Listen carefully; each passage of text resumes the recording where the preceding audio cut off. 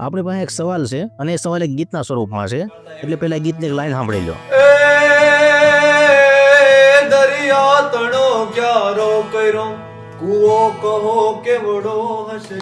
હવે જેના પરિચય માટે કોઈ જ ઓળખાણની જરૂર નથી એવા દુલાભાઈ કાગે ઈશ્વરનું સર્જન કેટલું વિશાળ છે એની કલ્પના કરી છે, અને આ કલ્પનામાં એક સવાલ કર્યો છે કે દરિયા તણો ક્યારો કર્યો, કૂવો કહો કેવડો હશે. તો આજે આપણે કૂવાની વાત કરવી છે. આમ તો આપણે આવી બાબતોમાં કશું વિચારતા નથી, પણ આજે વિચારીએ તો જુલાઈ 2011માં નાસાની જેટ પ્રપોર્શન લેબોરેટરીના વૈજ્ઞાનિક મેટ બ્રાડફોર્ડ નામના વૈજ્ઞાનિકે અંતરિક્ષમાં પાણીનો જથ્થો શોધી કાઢ્યો છે. હવે જેમ આપણી પૃથ્વી સૂર્યની પ્રદક્ષિણા કરે છે એમ પાણીનો આ જથ્થો એક પેસાર નામના બ્લેક હોલની પ્રદક્ષિણા કરે છે. પણ આ બ્લેક હોલ ને પેસાર ને શું છે એ બધામાં આપણે નથી પડવું. આપણે વાત કરવી છે પાણીના જથ્થાની. જો ગણિતની ભાષામાં વાત કરીએ ને તો આ પાણીનો જથ્થો પૃથ્વી ઉપર જેટલું પાણી છે ને દરિયામાં, એ બધા પાણીના જથ્થા કરતા 140 ટ્રિલિયન ગણો વધારે છે. પણ જો આ રીતે સરખામણી કરીએ ને તો આપણને નહીં સમજાય કે પૃથ્વી પરના મહાસાગરોના પાણી કરતા 140 ટ્રિલિયન ગણું વધારે પાણી એટલે કેટલું પાણી. એટલે આપણે એક એવું ઉદાહરણ લઈએ કે જે આપણા મગજને સરળતાથી સમજાય. તો આપણે એક એવી વિશાળ ટાંકીની કલ્પના કરીએ કે જેમાં બધું પાણી હમાય અને ટાંકી થોડી લીકેજ વાળી હોય. તો આપણે આ બધું પાણી એ વિશાળ ટાંકીમાં ભરવાનું છે, અને આ ટાંકીમાંથી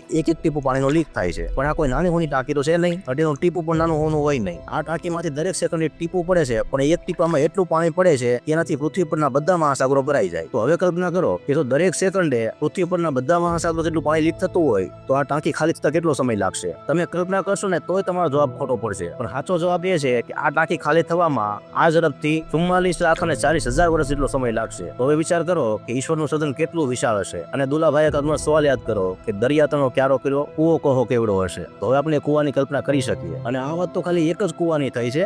આવા તો અંતરિક્ષમાં અનેક કૂવા છે જેના સપનામાં હજી આપણને નથી મળ્યા. તો જો તમને આ વિડીયો ગમ્યો હોય તો વિડીયો લાઈક કરો અને ચેનલને સબસ્ક્રાઇબ કરો. અને આવા બધા વિડીયો તો આ ચેનલમાં પહેલેથી છે જ, એ જોવાનું ભૂલતા નહીં.